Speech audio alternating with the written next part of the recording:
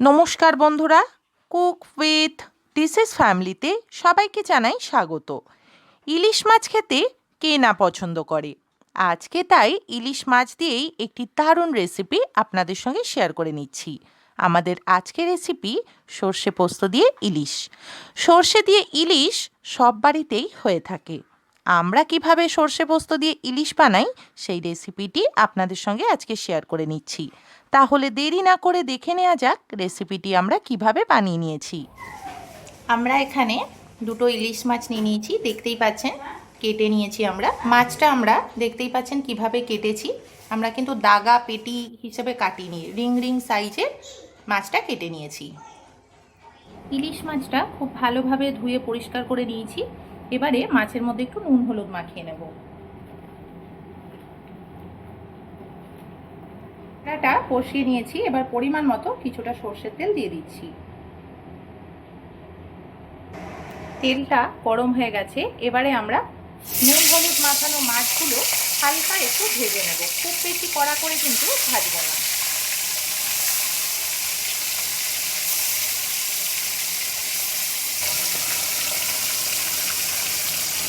মাছটা হালকা একটু ভেজে নেওয়া হয়ে গেছে, এবারে মাছগুলো একটি পাত্রে তুলে নিচ্ছি।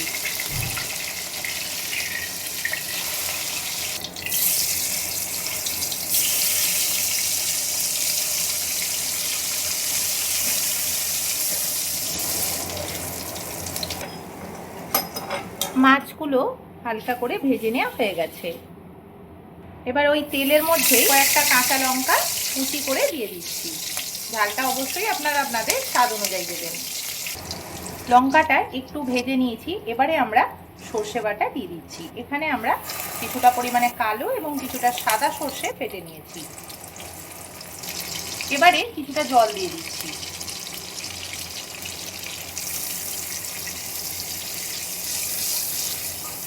জলের সঙ্গে মশলাটা একটু নেড়েচেড়ে মিশিয়ে নিচ্ছি।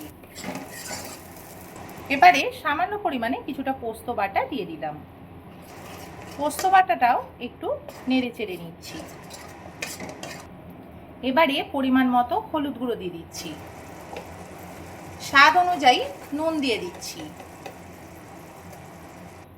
এবারে পরিমাণ মতো কিছুটা জিরে গুঁড়ো দিয়ে দিচ্ছি। সামান্য পরিমাণে কিছুটা জল দিয়ে দিচ্ছি।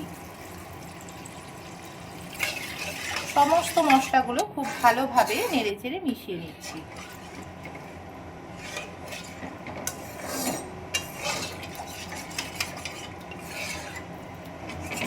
সমস্ত মশলাগুলো মিশিয়ে নেওয়া হয়ে গেছে জলের সঙ্গে।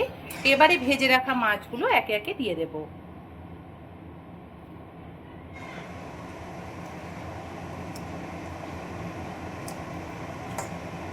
দেখুন বন্ধুরা, মাছটা গ্রেভির সঙ্গে খুব ভালোভাবে মিশে গেছে।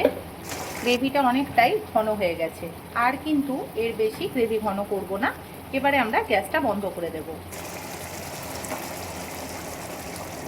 এবারে আমরা মাছটা একটি পাত্রে ঢেলে নেব।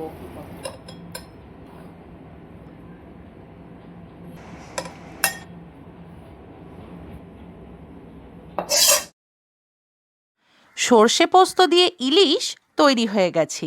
রেসিপিটি গরম ভাতের সঙ্গে খেতে দুর্দান্ত লাগে। বন্ধুরা, আপনারাও আপনাদের বাড়িতে রেসিপিটি এইভাবে বানিয়ে দেখবেন।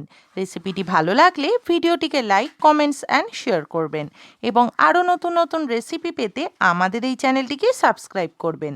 সকলেই ভালো থাকবেন, সুস্থ থাকবেন। নমস্কার।